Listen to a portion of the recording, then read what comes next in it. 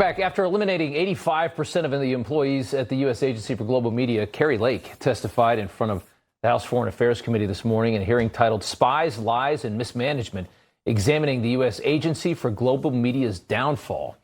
Now, this agency oversees Voice of America, which is a U.S. taxpayer-funded international broadcaster that's designed to put our message out to the rest of the world, but has been politically corrupted for a very long time.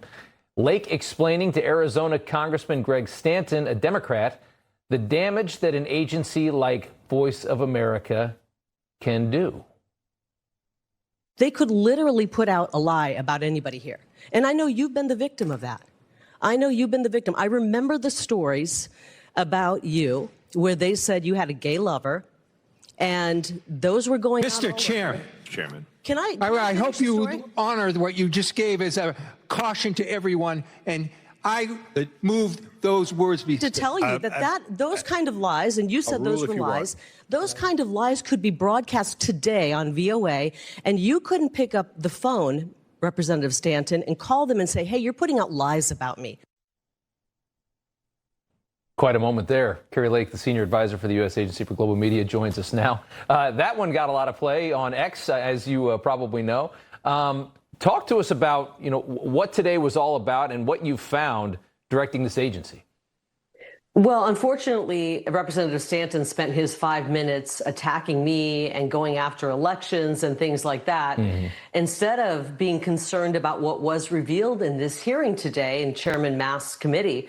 And what was revealed was that over the years, the VOA has been hiring a series of people who have questionable backgrounds, doing shoddy background checks, hiring people from nations that are hostile to America, and employing spies at the agency, not to mention putting out anti-America propaganda, hiring Russian spies who put out anti-America propaganda, and taking their editorial advice from the CCP agents over at the Chinese embassy in Washington, D.C. Yet they've managed to put up an editorial firewall preventing management at the agency from even having a say in what goes out. So what I was trying to make, the point I was trying to make to Greg Stanton was that they can literally go completely rogue. They can do pro-CCP, pro-Iran regime, pro-Russian propaganda, and we have no way to control what they do, and that's a problem. And they also have been misspending to the tune of hundreds of millions of dollars of American taxpayer funding. We're funding things like Radio Free Europe, Radio Free Asia, Middle East Broadcasting Networks, and others. And the hardworking people of America want some accountability.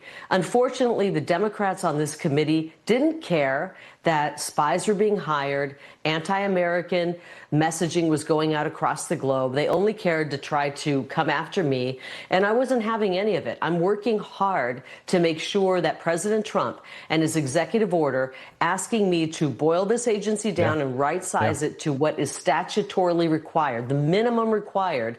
I'm doing that, and he's called for the absolute elimination of this agency, which I think is correct, starting in October. And so I was laying things out, and sadly the Democrats didn't care. They don't care if anti-American propaganda is going out across the globe at the taxpayer expense. And it was a good hearing. I think a lot of information went out, and I think a lot of eyes were opened to the shenanigans and chicanery going on at this agency. Yeah, that was it was something else. Kari Lake, good to see you. Thanks so much. Thank you.